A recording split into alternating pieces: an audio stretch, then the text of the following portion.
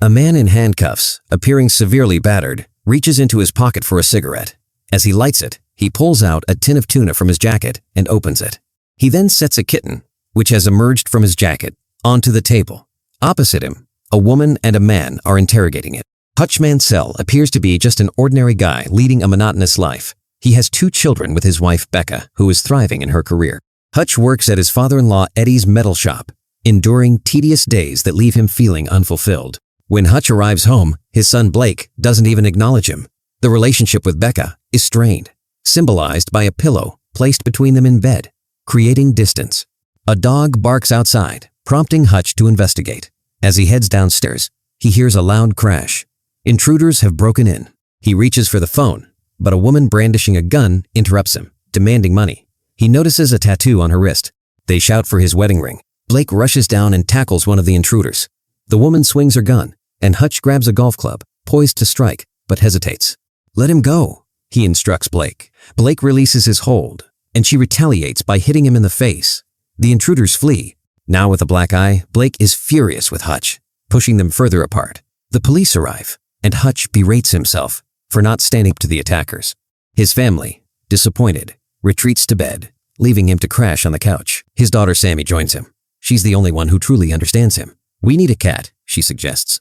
The following day, Blake requests an interview with Hutch for a school project about being a veterinarian. Hutch replies, "I'm just an auditor." Becca chimes in, "Why not ask your uncle? He's the real soldier here." They all share a hug with Sammy before heading out.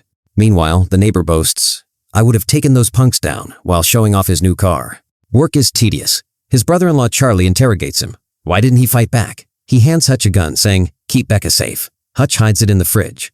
Eddie arrives, discussing plans to sell the business. "I want a good deal," he insists. Hutch retorts, "I just want something that's mine." He locks his office and radios his deceased brother Harry. They were young and scared. The gun wasn't even loaded. Hutch explains. Harry responds, "You did the right thing. Don't mess this up now." At home, Blake barely acknowledges him. Becca inquires about his day. Sammy has lost her kitty bracelet, which was with the stolen money. Hutch pays a visit to his father. "If you're going to do it right," Dad advises. Hutch takes his father's old FBI badge and gun, determined to track down the burglars. At a tattoo parlor, he shows the badge, but they laugh, saying he's too old. "Who are you?" they ask. "Just a guy," he replies, challenging them to take his cash. They notice the tattoo and suddenly become cooperative, providing him with an address. Hutch storms into the location, gun drawn, confronting the girl's boyfriend. "Hand over the watch and bracelet." A baby cries in the background. They seem unwell. He retreats, frustrated and heartbroken, and punches a wall outside.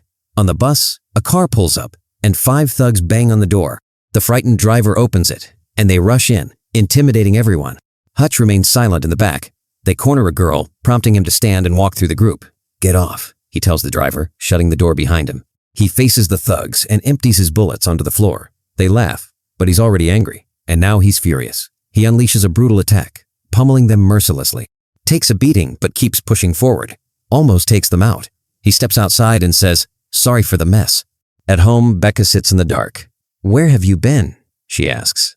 "It felt like the old days," he replies. She tends to his wounds. "You feel so distant," he comments. "There's no spark anymore." She shifts the pillow and gently touches him. Meanwhile, Yulian Kuznetsov, a mobster, snaps at his driver for missing a stop. He struts into a club, performs on stage, and then meets with some associates. "Is security tight at Obshak?" he inquires. They nod in agreement. He showcases Pavel, his right-hand man. One guy smirks.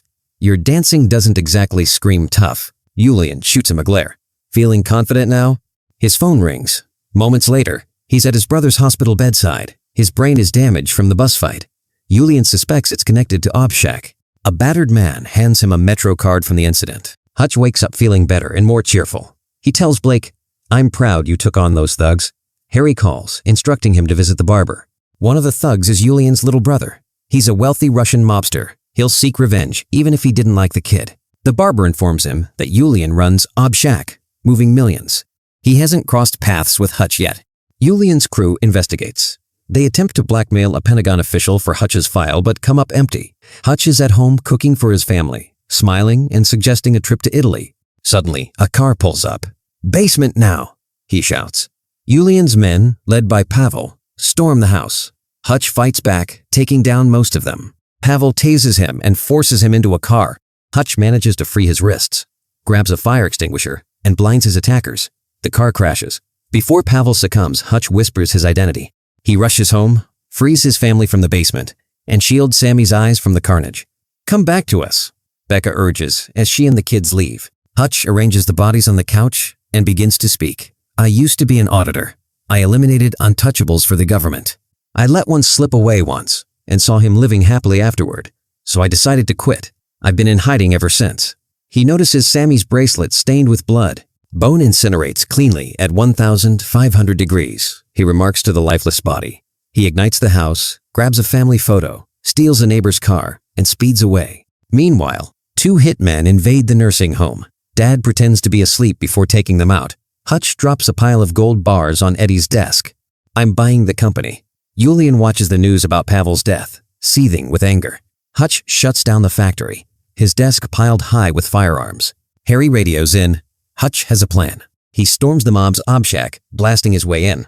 He sets fire to the cash and artwork, keeping a Van Gogh for himself. He then heads to Yulian's club. Yulian has his henchmen ready, but Hutch has a bomb hidden under his napkin, detonator in hand. "I burned it all," he declares. Yulian loses his composure. "Chase me or take what's left," Hutch warns as he walks out. Yulian contacts his crew, and they swarm the factory. Harry and David support Hutch, setting traps and taking down goons. Yulian shoots Harry. Hutch charges forward with a claymore against the bulletproof glass. Boom, Yulian is finished. He thanks Harry and David as sirens blare. He leaves Becca a heartfelt voicemail. A kitten appears, and he scoops it up along with the painting before making his escape. The police catch him. It's back to the beginning. Handcuffs, tuna, and a kitten. He's released quickly with no charges. 3 months later, while house hunting with Becca, he receives a call. His expertise is required. In a mid-credits scene, Harry and David draw off in an RV loaded with weapons. And that's where the movie concludes.